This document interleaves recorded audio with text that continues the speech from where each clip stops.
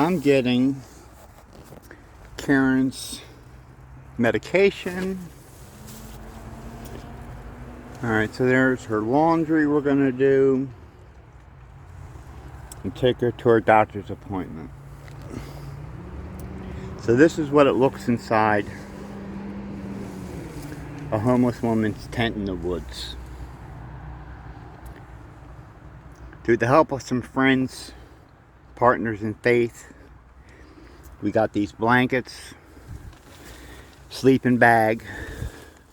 So you made her a little bit of comfort, but we're moving her out of here into at least into a couch until we can find another place. But it's at least from point A to point B, and then we go from point B to point C until we finally hit the finish line. Alright, that's what Compassion Ministry is. God bless.